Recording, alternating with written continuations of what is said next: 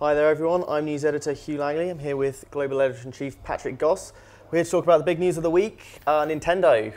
Who'd have thunk it? So it's twofold. Firstly, they're partnering up with Japanese manufacturer Dina, I think that's how it's pronounced, to make smartphone games. They're finally moving into mobile. And the second part is they've actually sort of started talking a bit more about their next console, which will be the successor to the Wii U, currently named the NX, is its sort of code name. So Patrick, it's a lot to take in. What do you reckon? Well, I think obviously when anyone talks about a next-gen console, we'll get a little bit excited, but you know, it is just a name at the moment. Yeah. We don't really know, and you know, I think we're all.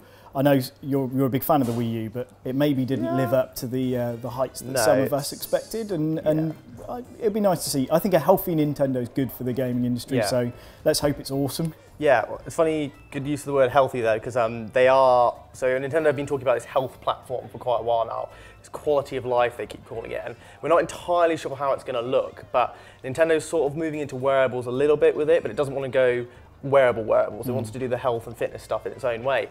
So it sounds like there's going to be this sort of ecosystem it's going to build, and I expect if they're saying we're going to hear more about that later this year, they've said we're going to hear about the NX next console next year, I'd imagine it's all going to be tied together somehow. Do we think it's just going to be another finger pulse monitor? Quite possibly. Yeah, maybe it's sort of the next step of Wii Fit. But I'm interested to see what they do there. I think it's nice that they're saying they are going to do something different. But obviously, really, we would just want a good gaming console, right? Now, my thought is they're saying they're going to talk about this next year, which to me says they might do an E3 reveal like they did with the Wii U. There was a bit of lead time between the announcement and the launch, so we might see the same thing here. They'll show us it in its kind of initial version, get people excited, make a few changes before the launch. Now, what I'm interested in is where that puts the PS4 and Xbox One, right? So if they come out guns blazing with a really powerful console, they could suddenly be the fastest horse in the race, which could actually be quite bad news for Microsoft and Sony, potentially.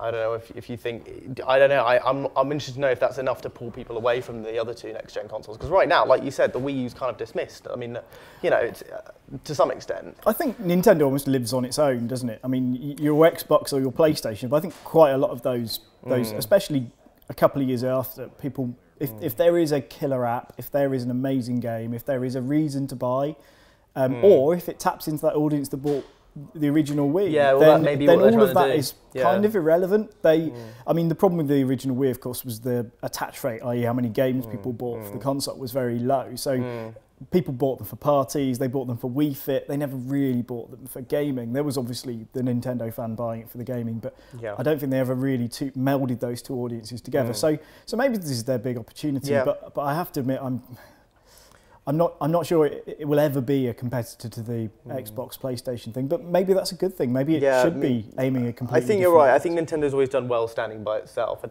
until the Wii U, that's actually worked quite well as a strategy. I mean, look at the 3DS. I mean, that shouldn't be performing so well in a world of mobile gaming, but it is.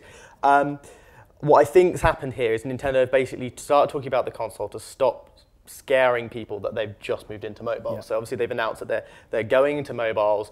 We don't know what this is going to look like exactly. So the terms of the contract mean that Dina are going to get access to all the IPs, but they're not going to do ports. So we're not going to see Mario Galaxy on our phone, you know, or any of the older stuff that, although we'd love to play without an emulator. So we will see Mario, but probably not in Mario 64. We might see Mario, but as in a new form. I don't think Nintendo, they might do a Mario platformer. They're more likely to go off and do something like they've been playing with things like Pokemon Shuffle, these kind of smaller games. I'm thinking that's more of the stuff we'll see. And maybe some new IPs. I mean, Nintendo's been a bit lacking on IPs in my opinion. I mean, they've got Splatoon coming out, which looks great. But I mean, to me, Pikmin was the last big one, which launched with the GameCube. I mean, so I feel like it's now maybe a chance to get some of those IPs on mobile. But to be honest, a lot of people are going to be unhappy about Nintendo going to mobile. But I think, you know, they've had a lot of problems with the Wii U. To be honest, I'm happy with whatever works for them. If it's going to give them money, I'm happy for that. I want to see a healthy Nintendo. Yeah, I think it's vital that they do something. They can't just wither away. No. I mean, I think a lot of people look at Sega and they try and sort of tie the two together, because obviously Sega was such a massive console maker. Now you'll see the odd Sonic game on mobile. And and that's the fear, isn't it? And I feel, I mean, by announcing the next, essentially announcing the name of the next console, they're kind of staving off the whole Nintendo's dying and they're going into mobile kind of thing. But yeah, I mean, I think it's I think it's incredibly important for them to get this right on mobile. I mean, I think you get one shot at this. I really think they need to do something pretty amazing just to convince people that they're still great games makers. Absolutely, and I think people are already jumping on the microtransactions problem, which I think is an easy thing to go for, but my hope is that Nintendo won't go down that route so easily, and maybe we'll see Nintendo, you know, offer some of the big games on mobiles, the ones that don't have the microtransactions, the ones that you pay a bit more for, but you get a more full, rich experience. I think that'd be great. Or we'll just see Pokemon. Or we'll just see another micropayments on micropayments. Can you pay for them all?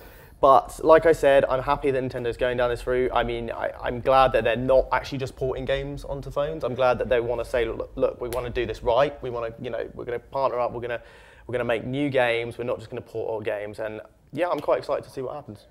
Yeah, so I suppose it's a case of watch this space. So that's our little news report on what's going on at Nintendo. Stay tuned and we'll be bringing you more news as we go forward.